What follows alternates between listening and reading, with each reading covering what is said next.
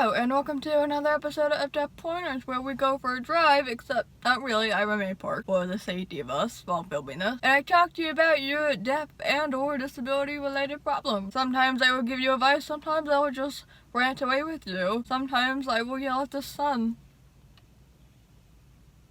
I'm looking and feeling very tired today, so I'm kind of channeling my inner Megan Tonjes and wearing sunglasses while filming in the car. This is like People Keep Talking Jr., I guess. So, as you may have noticed, last week was kind of episode 3 instead of a real episode 2. That is because the real episode 2 got corrupted while uploading. I didn't have the files to re-edit the whole thing and then try to re-upload. And no matter how many times I re-uploaded the final product, it still cut off the last minute, so I'm reshooting now. So this is episode 2, aka 3, and then we'll be back to normal by next week, I promise. So let's get going. Got my fancy iPad here to read the questions and bring portable screenshots. Thank you, Apple, for lending me this. Hey Rikki, my name is Katie. I'm deaf in my left ear and I'm a senior in high school. I think a good topic would be my experience with trying to get a hearing aid. I go to mainstream public school, I use an FM system at school, and my hearing is getting worse.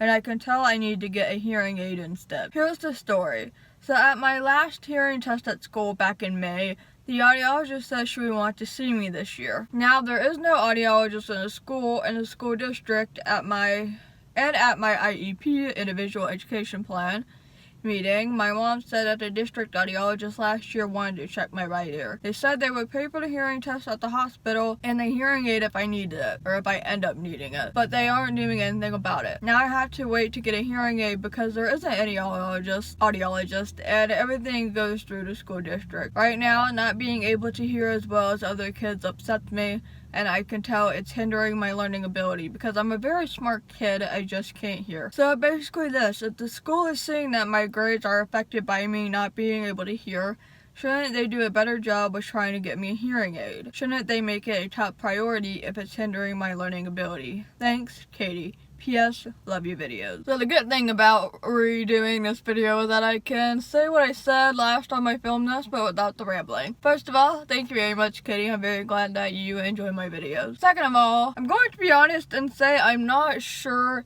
if this is like a state law thing, but even that, I'm not sure about your state laws. So I can't say if the school says that they are going to do it, should they back it up. From a moral standpoint, from an ethical standpoint, I would say yes, back up what you say, go through with what you say you're going to do.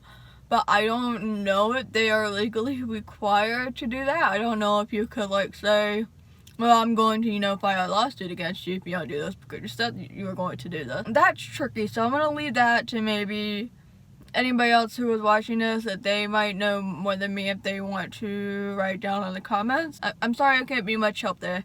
But, or you can go to the, Vocational Rehabilitation Center, right, yes. And they will have some information, hopefully. They will hopefully know more about it. So hopefully you have one of those near you. I would just Google your city and state and Vocational Rehabilitation Center. I know that the VR will help provide people with hearing aids and stuff if they're going to school, given that they're under a certain age. I think at least the one here does. You have to be under 21.